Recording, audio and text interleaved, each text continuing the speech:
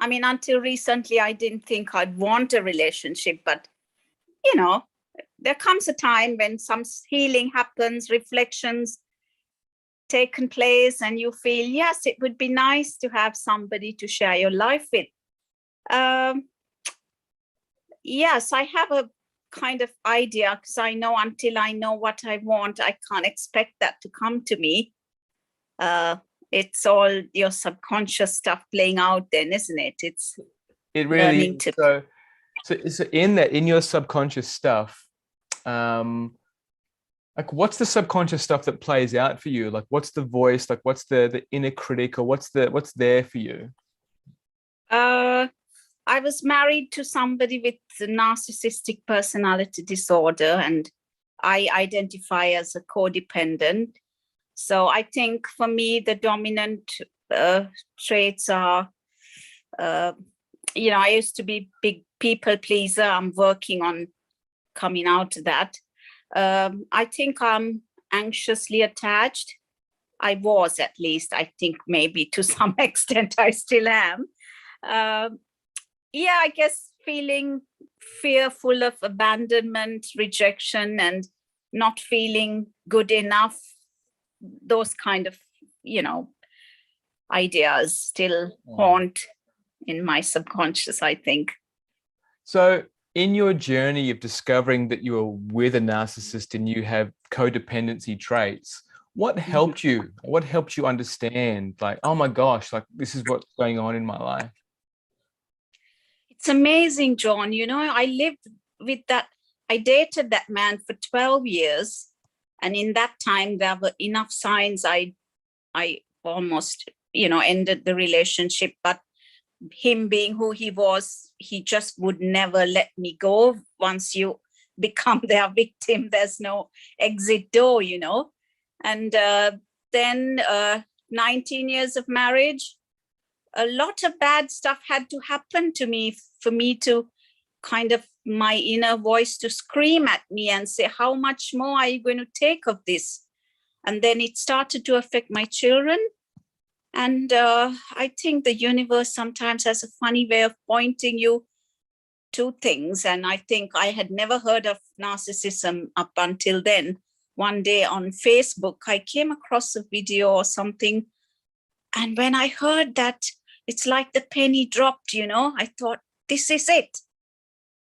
And from then on, things started to change. And I learned to take care of myself and not to be intimidated and controlled by him. And that's what paved the way for me, because the person I was until that point would never have thought of becoming divorced. It would have been too scary for me to even think of standing on my 2 feet and, finding a new life. But yeah, I think a lot of suffering and heartbreak and abuse, emotional, really. Yeah. Thank you for that. I really want to acknowledge your bravery and courage of like identifying that, speaking to it, and then stepping out on your own. Because that's a very challenging thing to do. So I just really want to acknowledge you for just thank you. Really Yes, finding that wisdom and acting on it. I'm not very good at praising myself, I think you're probably one of those people as well. We are very hard on ourselves. Very hard on ourselves. Yes, I realized it took me a lot of courage, and I am proud of taking that step. Yeah, because great. at that point, I don't think anybody kind of saw my pain. They thought I was crazy because he was very well established and financially, in a good place. And nobody thought that I was in my right mind to do that. But at that point, I didn't care what anybody thought. So I had grown in that way. Yeah, I hear the crazy making of other people looking at the relationship and going, oh, he's so like he's got finance, he looks really stable, but then inside the relationship, it's like this guy's like emotionally abusing you, and he doesn't want to come to the party when for arguments. Or like, what was your experience of like asking for your emotional wants and needs? My needs didn't really count, and it's funny how they put on a show in front of other people. In other people's eyes, he's the adoring husband, and that is the crazy making, isn't it? You trying to tell the people, no, that's not what's really going on here. But then nobody believes you. And I think that's what it took for me to realize I have a sense of self. I need to claim that. Yeah, beautiful. And how do you feel like your kids have transformed in your transformation? Pardon, say that again, John. I didn't. So you've got kids, you have children, yes? Yeah, I have three kids. Yeah. 3 kids. So how would you say your 3 kids have transformed, seeing how you've transformed, like moving out of that relationship dynamic and on your own feet? Like, how would you say their relationships have transformed? I think they became empowered by seeing mommy stand up and take a stand and, do something to protect ourselves. My eldest daughter has some challenges. Psychologically, she was quite affected, I think, and that's what was part of the reason that made me open my eyes to how bad things were, because we tend to kind of minimize things, right? Or he's just had a bad day, or he didn't mean it. There's always an excuse to make them the good person. And yes, I mean, I've done my very best to keep my children in a good place and let them know I'm always there, and to forgive their dad because he's not doing it consciously, is he? It's just programming, isn't it? So yeah, there's a lot of things that go into helping your children come out of it, and I don't think it happens overnight. It takes time.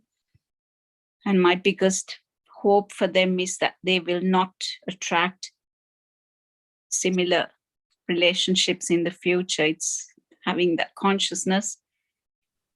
Fingers crossed. Fingers crossed. There, I hear that. So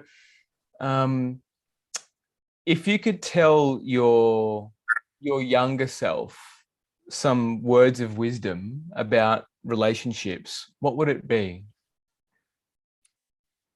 Not to avoid the red flags, it's looking back. It was all strewn across the whole path.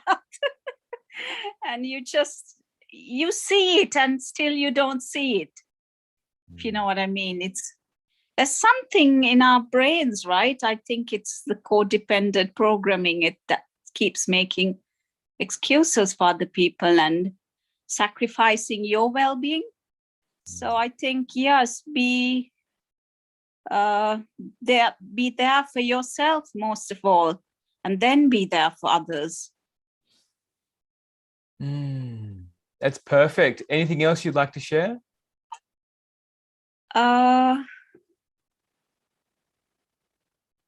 don't know. I guess when you're young, how you look at relationships is different, John. Your immaturity, your lack of experience. The 20-year-old me knew nothing about what it means to share your life with somebody else. And that is what this whole experience is, what it takes to mold us and shape us into a wise being, right? It takes all the pain and the heartache and the disappointments, the disillusionment. That's the making of us, isn't it? I don't think if I didn't endure all that, I would be who I am today. So I wouldn't take away any of that. Thank you. That's perfect. There's some beautiful words of wisdom there. And I just want to honor you. Thank you for being here.